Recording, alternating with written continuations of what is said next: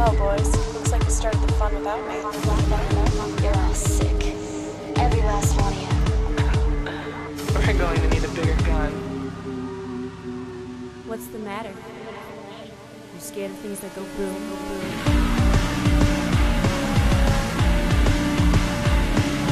Give me one goddamn reason why I shouldn't blow your goddamn brains all over that goddamn wall. Michael, we have some really fresh names on the show today. Yeah. But they're not Eric and Michael. People have heard those names. Those are stale, tired old names. They really are. They really are.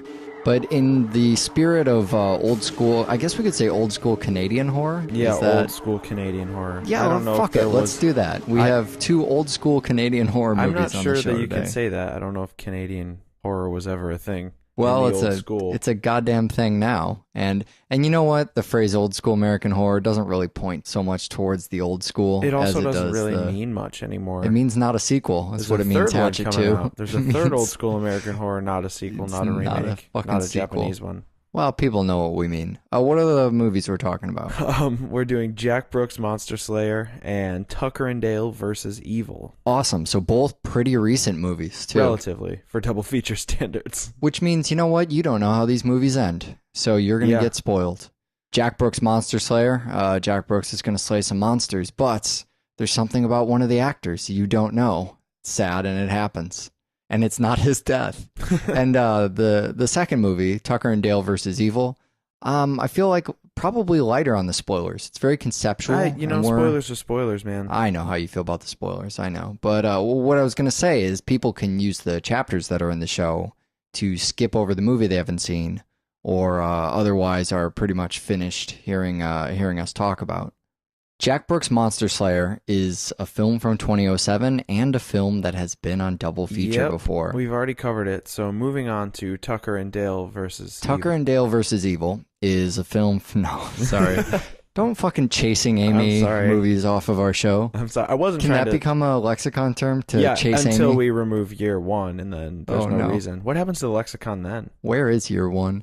Anyway, was it the first Music Box Massacre? That sounds about right. I'm trying to remember back to the first Music Box Massacre I went to, and I think that's where Monster Slayer was. I think so too.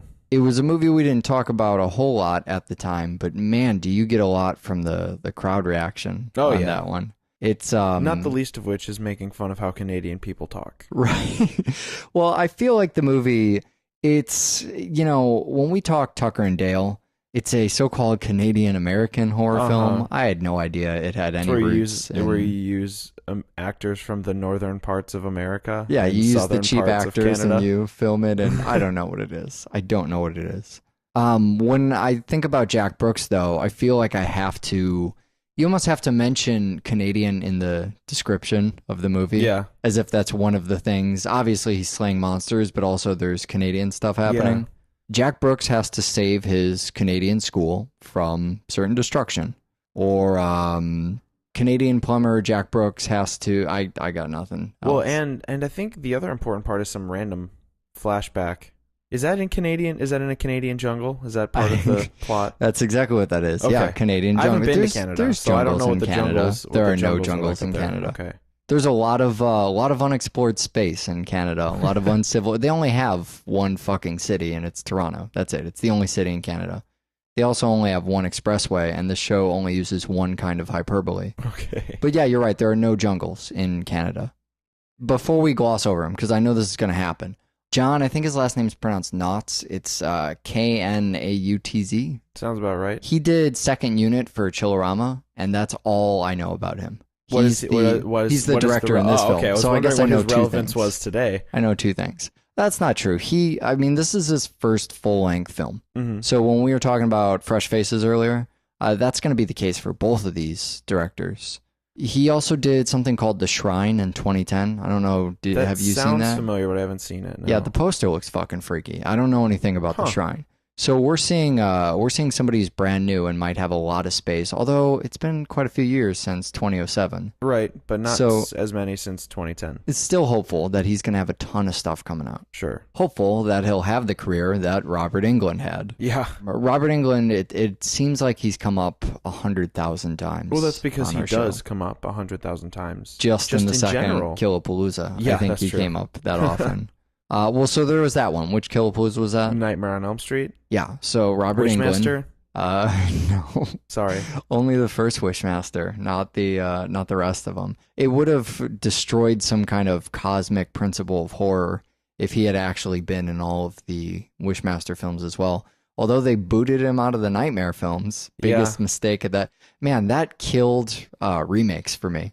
I was totally in on the remakes until there was no Robert Englund in the new Nightmare. You need one of our famous Roberts in the remake in order for any of us to give a shit. Right. Whether it be Zombie, Rodriguez, or Englund. Sure, yeah. It's got to be one of the Roberts. He played Freddy Krueger. He played Freddy Krueger for a long fucking time. He did. If I remember correctly, he even played Freddy Krueger in the new Nightmare. He also TV, played whatever. Robert Englund in New Nightmare. Oh, so I keep saying New Nightmare. I meant Freddy. What was it? Freddy's Nightmares. Freddy's Nightmares. Then if Freddy Krueger was even in that show, I'm trying to remember back. Then Robert Englund played Freddy Krueger.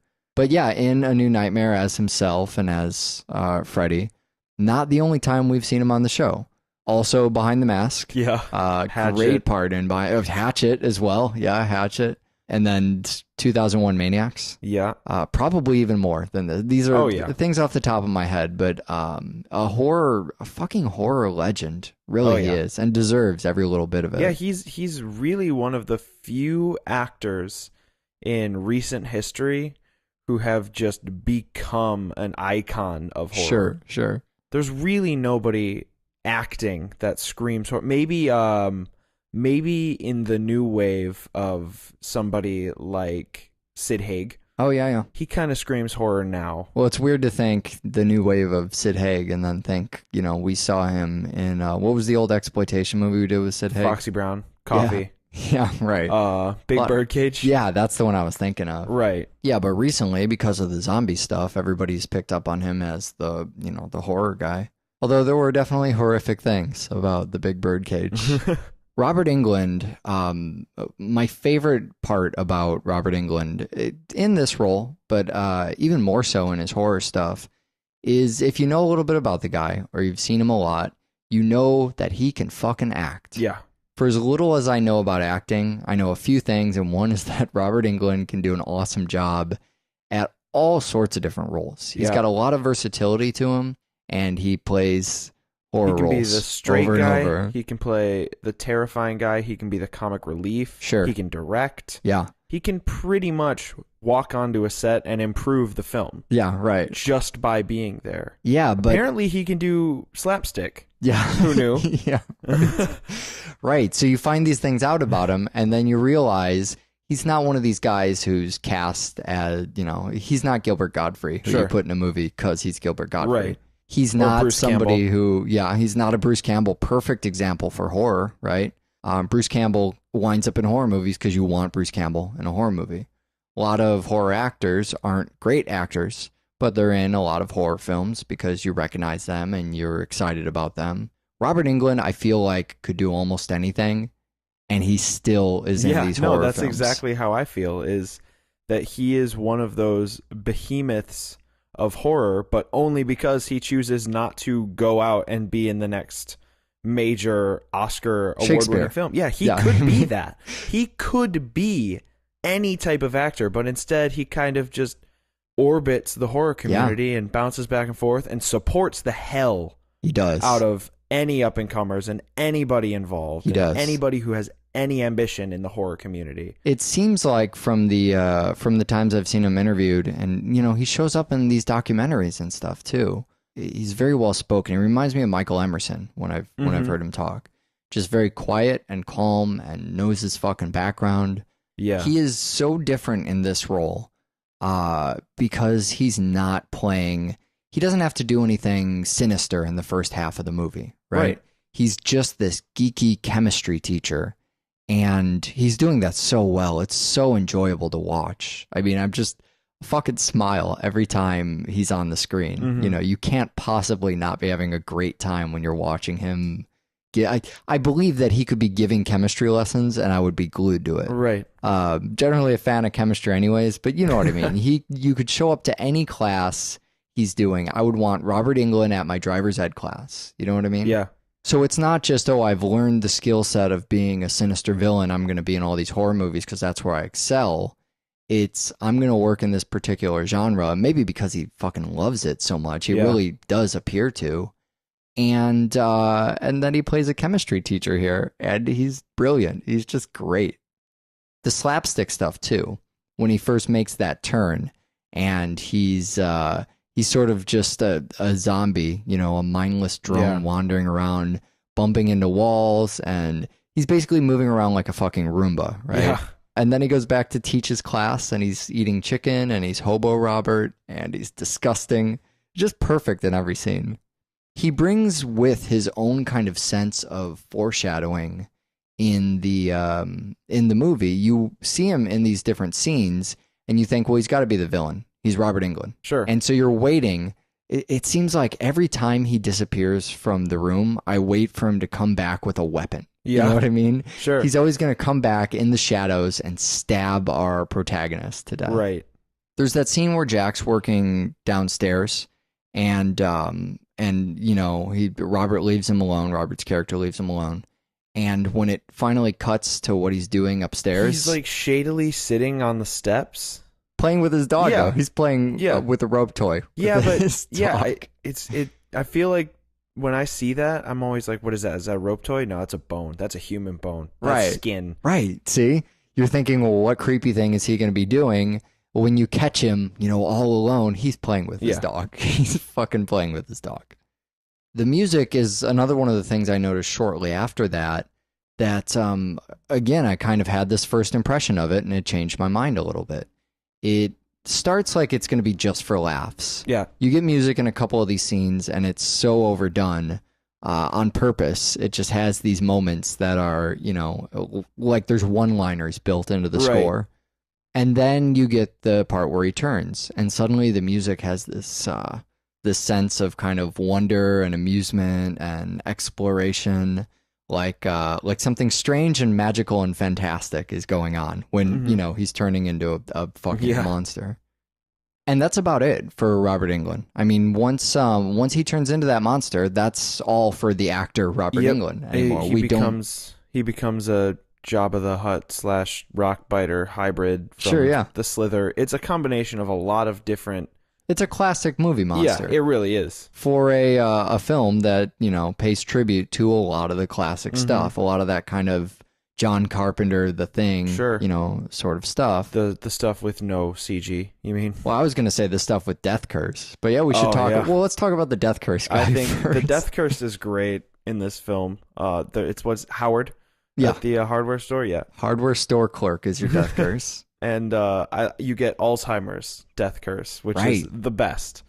The fucking greatest idea for any film is Alzheimer's Death Curse, where you warn somebody about the Death Curse, and then you come back and see that guy the next day, and he doesn't remember you, Yeah. and then you tell him where you're going, and then immediately he snaps back into Death Curse. Sure. It's like you're at some sort of haunted house, Yeah. right? It's just the motion sensor? Every time you take this ride, it reacts the exact same way. Yeah, I love that. I love that it's in a hardware store. I love that he's a fucking clerk. You know, as he's giving his Death Curse spiel, the guy shows up in line and Yeah. eventually goes, "Hey, I can't wait all day." He literally has to stop delivering his Death Curse, you know, his dark, scary Death Curse performance to wring out a pack of nails or whatever Yeah. the fuck the guy's buying. And then they come back later and it's still beat for beat, same Yeah. scary thing. And then it's followed by a weird story about how his uncle ate a heart. Yeah. So lots of heart eating. Well, so heart eating obviously reminds us of a previous film we've done Yeah. in another franchise, not in the Another Freddy franchise. Another film, another hotter. Another Voorhees. That's fine. You can say that. Callback, you think? How often do you eat a fucking black heart in a movie? I don't know if it's a callback or if it's just a fortunate device. I hesitate. No, here's why I hesitate to Okay. call it a All callback. right. If it were Friday the 13th Part 1, Uh-huh. callback. Sure. Friday the 13th Part 2, maybe callback. Friday the 13th 3D, you're getting into You're pushing dubious it. territory. You're pushing it. Friday the 13th Part 4, the final chapter, starring Corey Feldman. Okay, maybe. Jason 9? Yeah. No. No, not a Nobody's callback. calling back to But it's kind Jason of a tribal Goes to thing Hell. too. You eat the heart Yeah. or whatever, gain the Nobody's power. calling back to Jason Goes to Hell. We're calling Jason back to... doesn't even call back to Jason Goes to Hell. All right. He goes All right, to that's hell fine. and then 5 years later is in space. Is There it- is no callback to Jason Goes to Hell. Point taken. I'm convinced. That being said, they both eat the hearts in both films, and it's Disaster equally ensues. hilarious either right. time. It doesn't result in CGI though. No, you're 0% right. CGI. No CGI in the movie. And I love it. Yeah, there. I mean, you kind of have to do that in a movie like this. You know, it's really pushing the boundary of being a tribute film. I don't look at this and go, "Oh, it's a tribute to all this old stuff." Sure. But I feel that because of the CG or the Yeah. lack of CG. Right. You know, when we talked about Slither, you'd mentioned Slither. We saw some similar types of effects Yeah. that were done in CG. Not once did I think, "Oh, John Carpenter's The Thing," Sure. or think back to any of the '80s classic monster stuff, or think back to The Blob. Sure. Well, maybe I thought back to The Blob a little bit, but you know what I mean. I didn't think, "Oh, this is a movie that's championing the old stuff." Right. You add practical effects to that mix, and bam, Yeah, instantly. no, I guess I do. Oh, I this do is a guy see who that. loves the old monster Right. stuff, and he's doing. I guess because when you love the old monster stuff, one way you show that. I mean, James Gunn does too. Yeah. We knew that when we saw those movies. Even when you see something like Super, you kind of know Sure. that. But one way you really demonstrate that is by going, you know, they had fun doing these things on the set. I'm gonna have fun doing those things too. Yeah. You see that in Rob Zombie stuff. You Yeah. see heads cracking open, and That's you true. absolutely know, oh, there's a fucking paper mache head or a Cronenberg head or whatever's Right. going on there.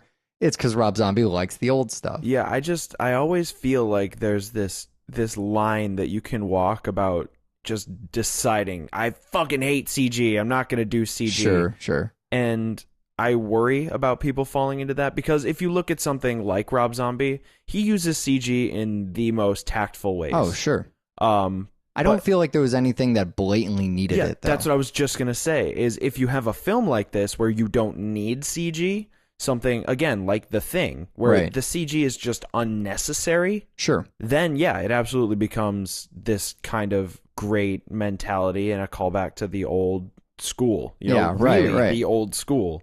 Well, if you're going to generate computer stuff, I mean, maybe you don't need an excuse to do that.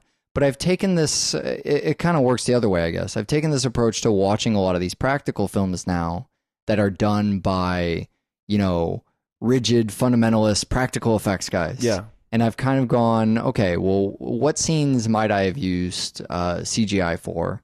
And how would that have, you know, would that have been a better move in any of these scenes where you kind of shoot yourself in the foot by Mhm. going, I'm only going to use practical, I'm swearing off CG.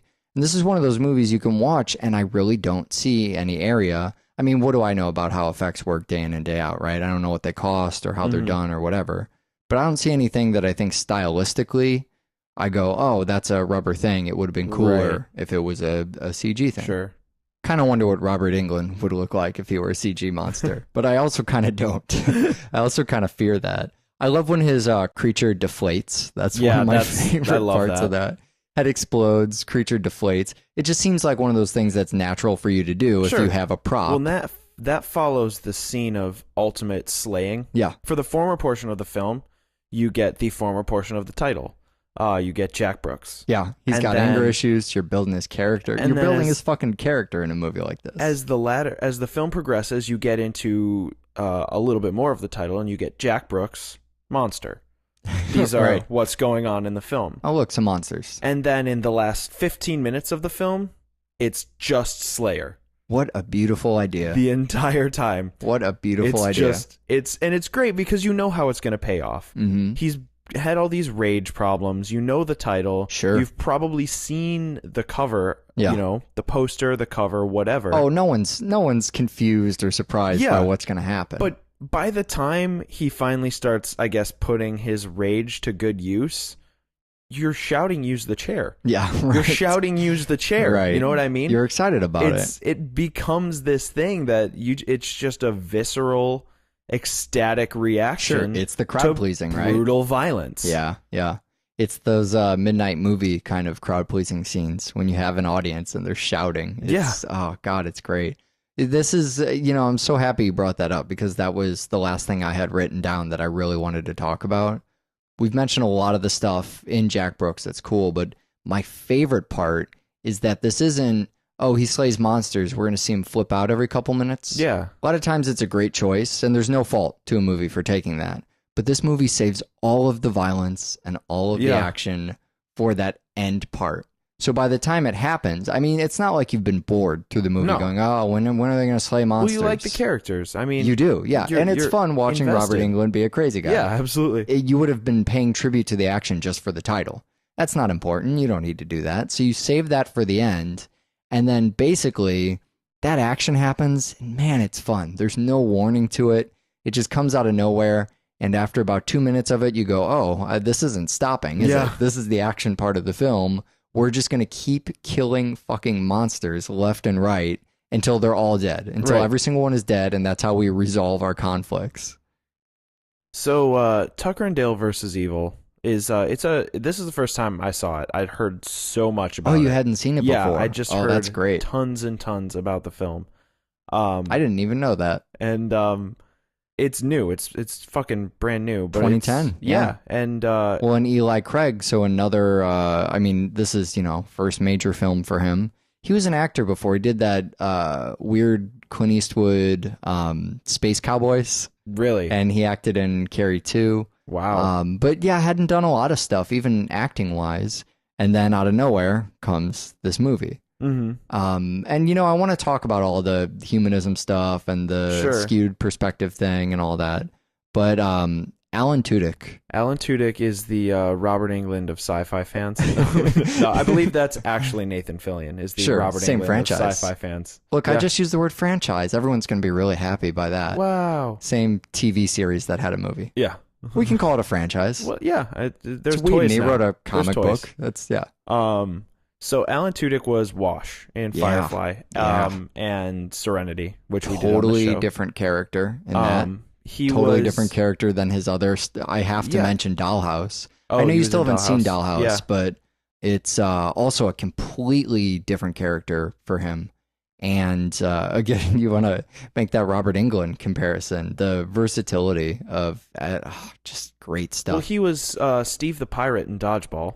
Don't Also, know if you remember that. Also true. And then he also true with good friend of the show, Joel David Moore. That's true. And also he had an arc in the show V, the remake of that 80s show. I didn't know that. Yeah, he was pretty good in that too. Yeah. It was early on in the show, but I mean, he can do anything.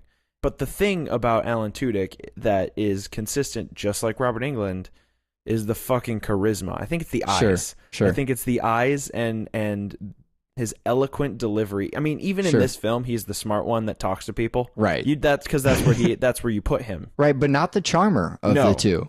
Dale is kind of the charmer, and Alan's character is he's scary. He is scary. So he can also be really fucking scary. He gets stung early. He can just look scary as fuck. And he's funny. He's also pretty consistently funny in everything I've ever seen him in. There's just something about him. I feel like he has kind of a comedy background because when I see him outside the genre, it's usually in, stuff like dodgeball comedy stuff.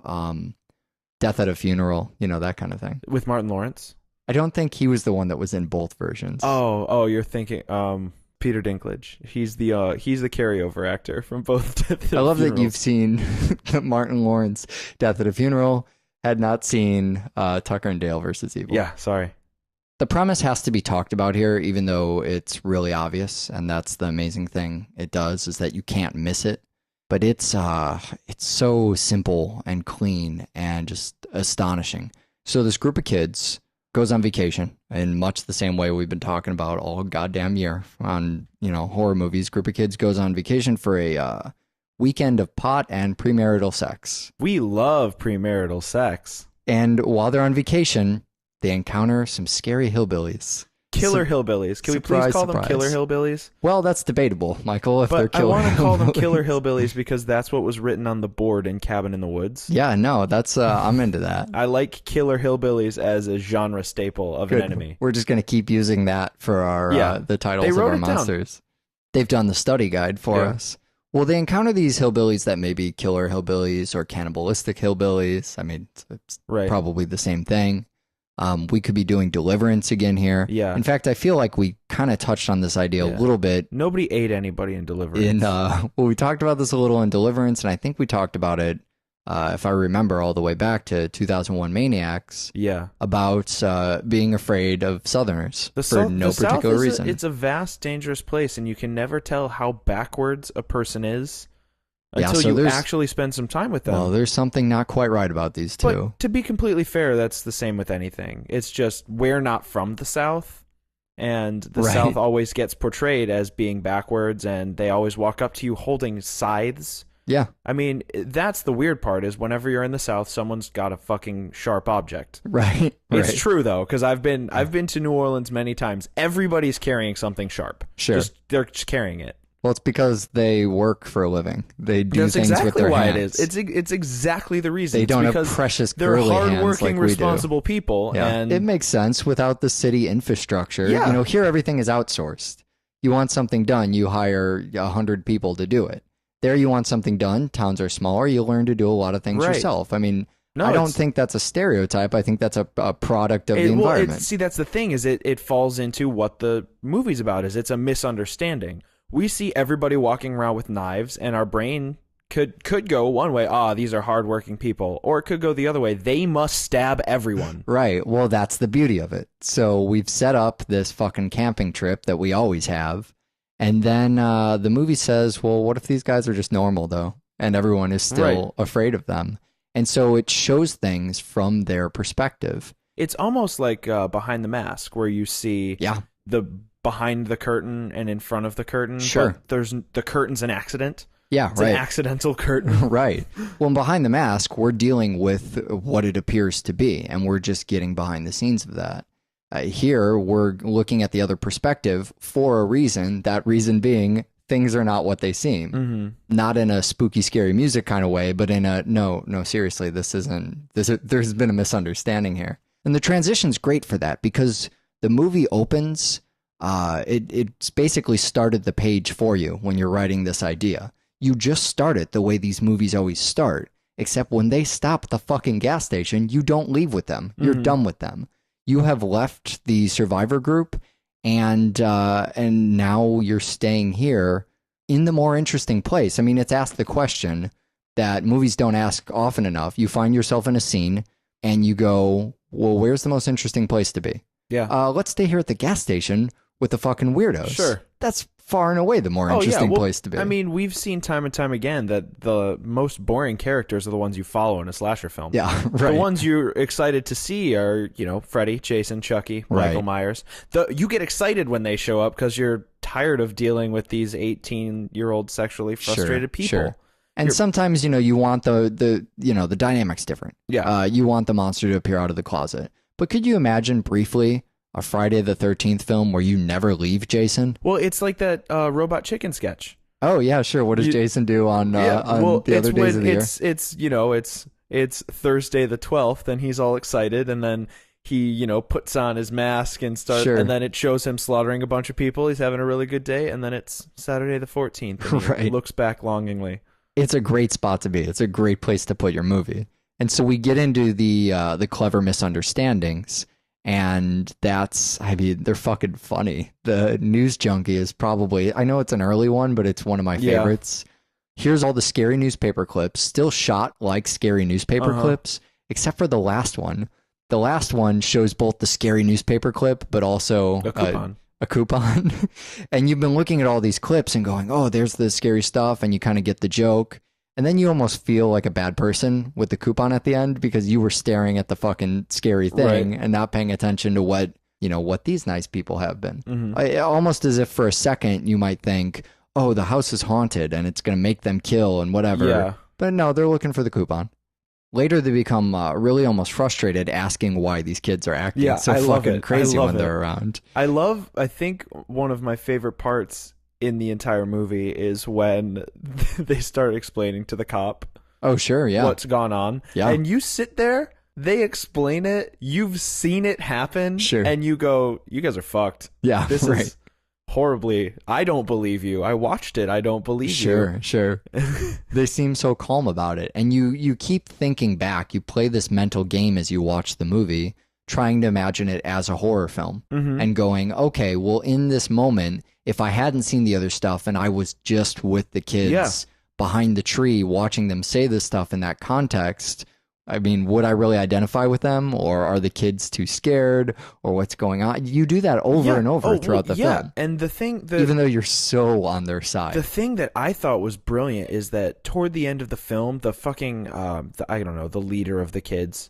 Yeah, He's got the this kid whole- who's from, or should be from Scott Pilgrim, but Yes. isn't. He looks like one of the Scott Pilgrim Yeah. villains. He's got this whole we've got to stop evil thing Yeah. going. Yeah, And I'm just like, dude, get off your fucking cross. sure. Jesus Christ. But I'm sitting there, and if I flip the roles, he's my favorite character in every slasher movie. Sure. The one who buckles down and goes, we need to take this Right, motherfucker. right. Freddy 2. Sure. Yeah. And Freddy 3 with the Dream Warriors. You know, Yeah. he's a Dream Warrior. Yeah. In this movie, I just want him, I'm like, dude, take a fucking chill pill. I know. Calm the hell down. I know, isn't that great? Put the axe away. It's just a huge exercise in Yeah. perspective. It's fucking brilliant.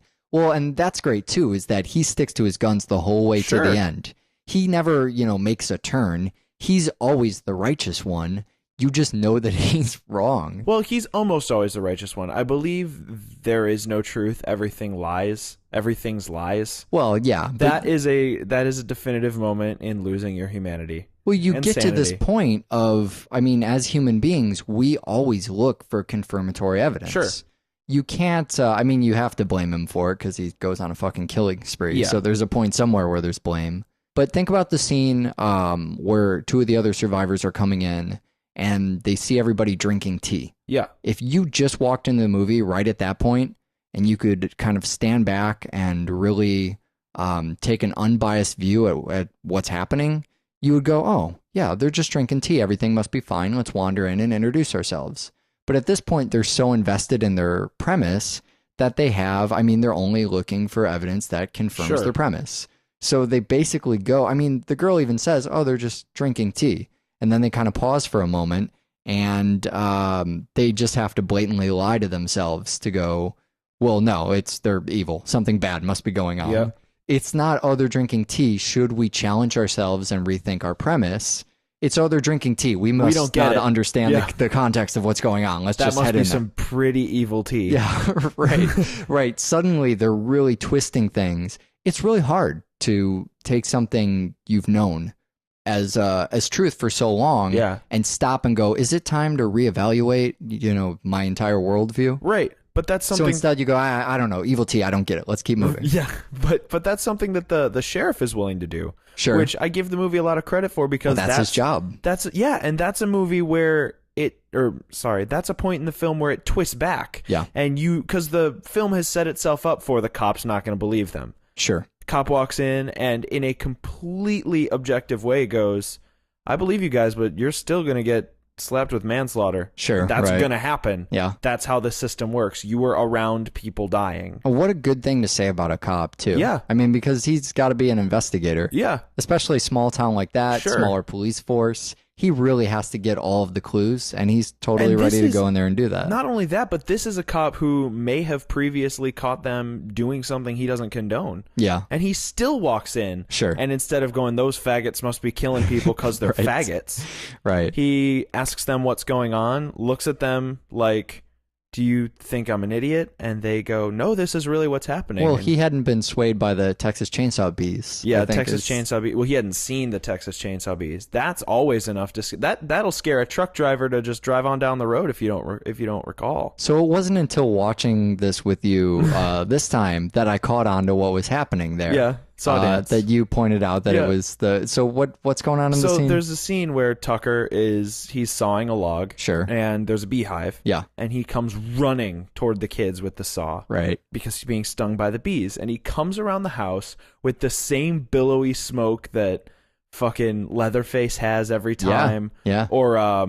Caroline Williams does in the end of the second film. Sure. But he does the spin and the Yeah. saw dance from the Texas Chainsaw See, every time I movies. see this, I just think he's being crazy because I forget that there is a saw there's dance. a saw and dance. My mind has somehow blocked that out. I can't let there be a saw dance because Yeah. it didn't make sense. Now it Right. makes sense. There's bees. Yeah. That's why you have a saw Right. dance. Yeah, no, exactly. There must have been bees. You almost believe it so much, you want to go back and check Texas Chainsaw Massacre for bees. Yeah. It's ridiculous.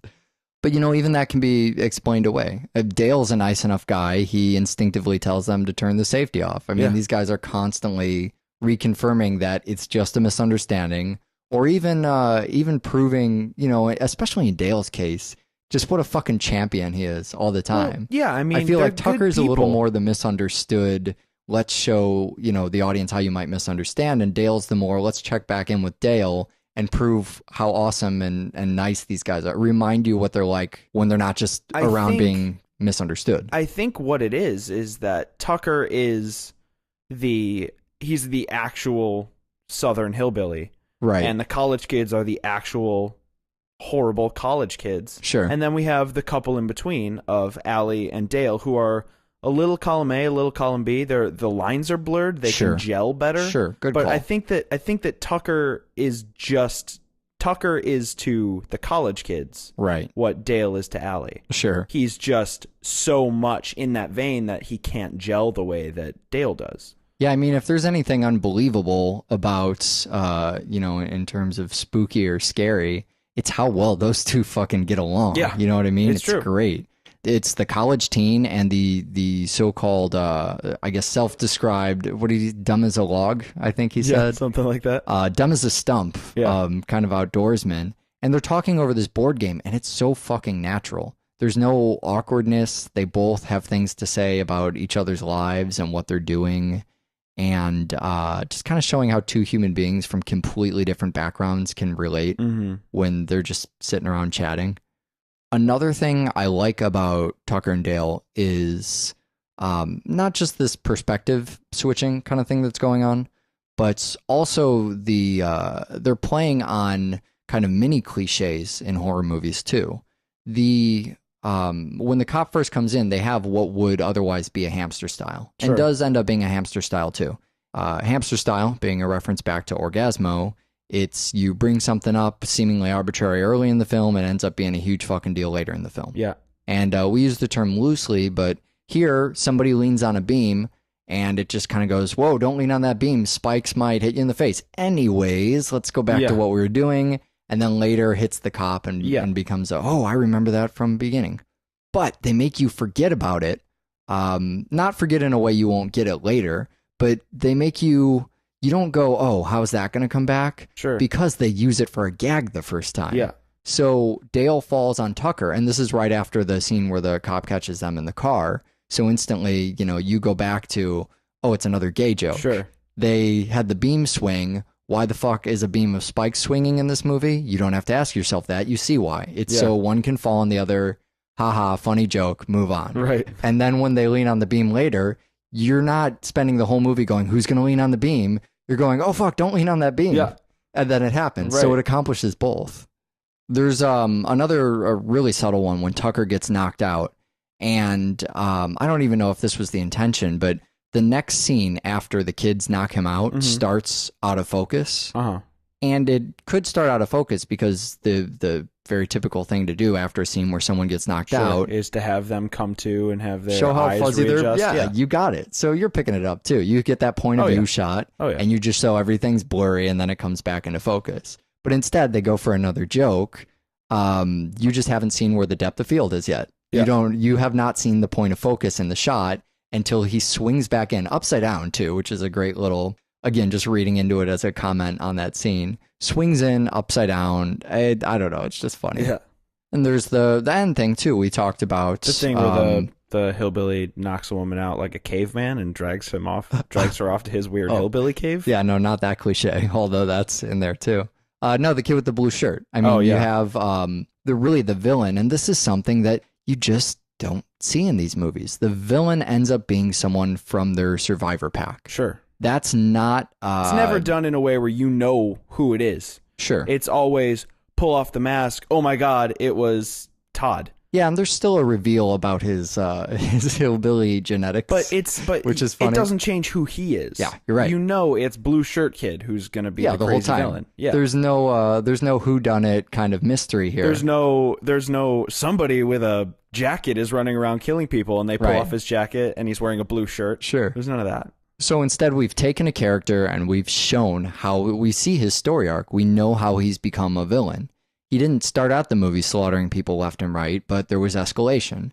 We saw his flawed premises and how that led him to be a villain, and how a villain becomes a villain is something you and I are pretty interested in. Yeah. That doesn't happen a lot in movies. Right. You don't often get to see that because it's it's usually a pretty long story Sure. arc. But also, it's just not a story a lot of people are interested in telling. I think a really interesting story is how do good people, or normal-looking people anyways, make terrible fucking decisions.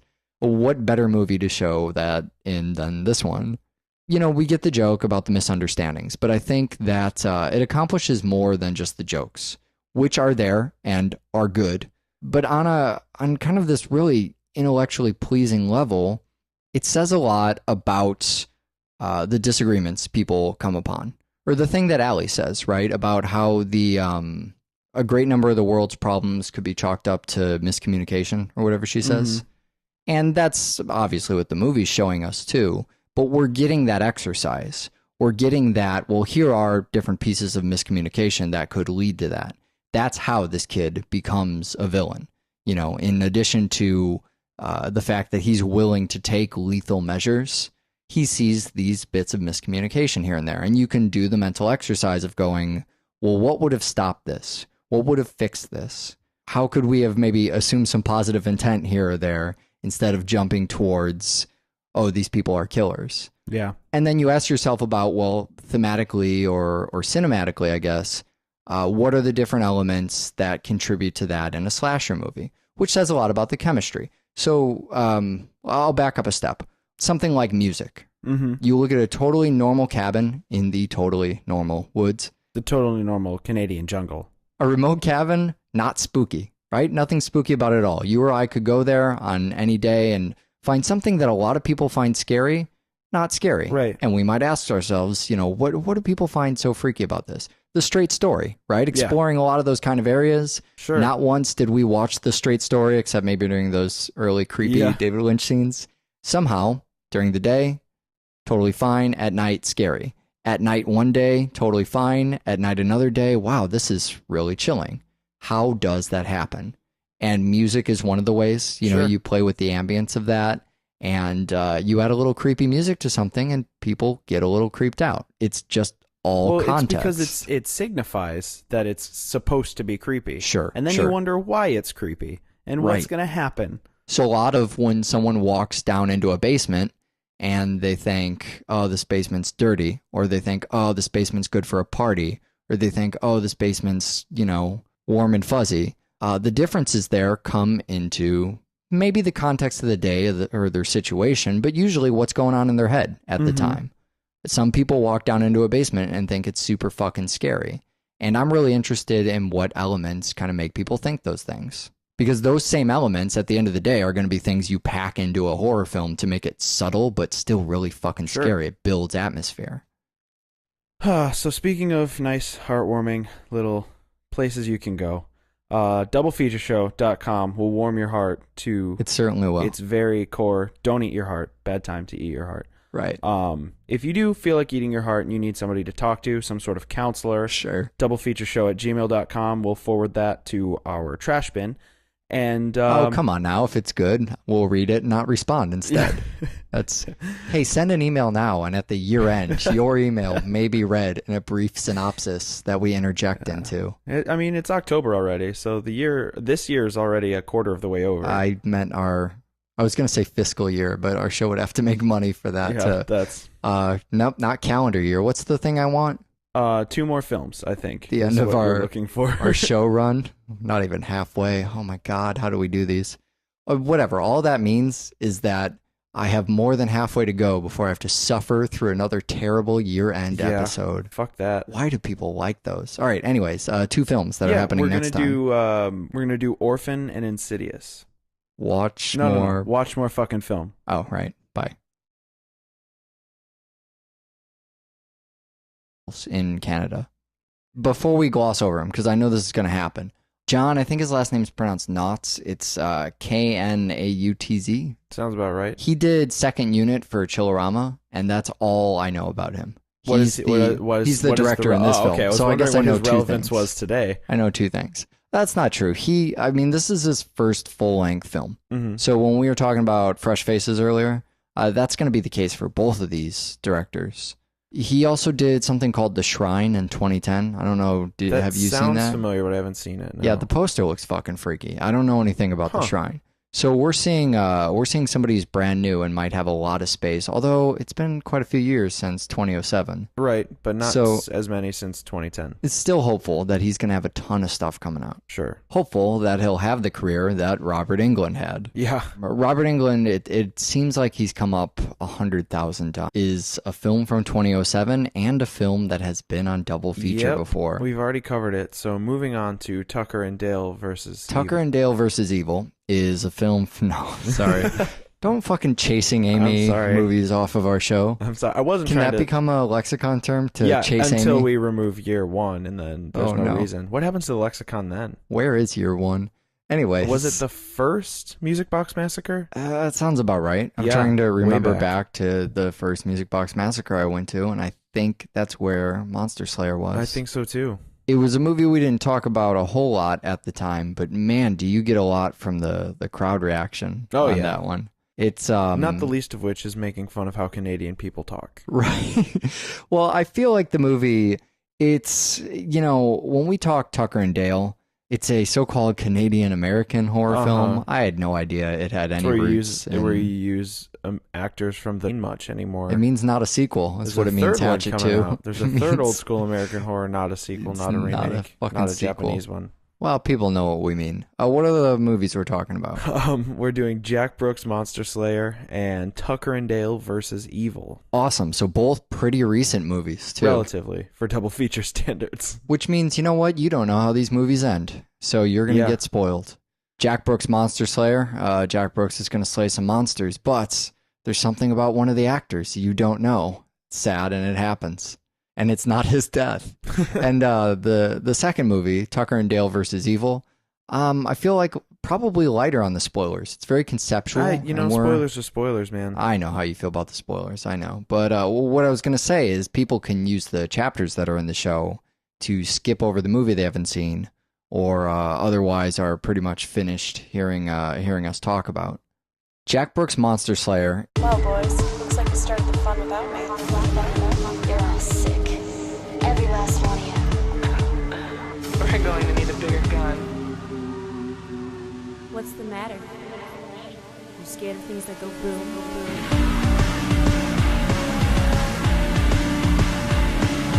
Give me one goddamn reason why I shouldn't blow your goddamn brains all over that goddamn wall. Michael, we have some really fresh names on the show today. Yeah. But they're not Eric and Michael. People have heard those names. Those are stale, Over. tired old names. They really are. They really are. But in the spirit of old school, I guess we could say old school Canadian horror. Yeah, Is that- old school Canadian horror. Yeah, I don't know fuck if it. there Let's was- do that. We have two old school Canadian horror movies I'm not on sure the show that you today. can say that. I don't know if Canadian horror was ever a thing. Well, in it's the old a school. it's a goddamn thing now, and you know what? The phrase "old school American horror" doesn't really point so much towards the old school. It also as it doesn't does really the, mean northern parts of America. Yeah, and you use the southern cheap parts of actors and Canada. you film it, and I don't know what it is. I don't know what it is. When I think about Jack Brooks, though, I feel like I have to. You almost have to mention Canadian in the description of the movie. Yeah. As if that's one of the things. Obviously, he's slaying monsters, but also there's Canadian stuff happening. Yeah. Jack Brooks has to save his Canadian school from certain destruction. Or Canadian plumber Jack Brooks has to... I got nothing else. Well, and I think the other important part is some random flashback. Is that in Canadian? Is that in a Canadian jungle? Is that part of the plot? That's exactly what that is. Okay. Yeah, Canadian I jungle. haven't been there's, to Canada, there's so I don't jungles know what in the Canada. jungles. what There the are no jungles jungles like in up there. Canada. Okay. There's a lot of unexplored space in Canada. A lot of uncivil. They only have one fucking city, and it's Toronto. That's it. It's the only city in Canada. They also only have one expressway, and the show only uses one kind of hyperbole. Okay. But yeah, you're right. There are no jungles.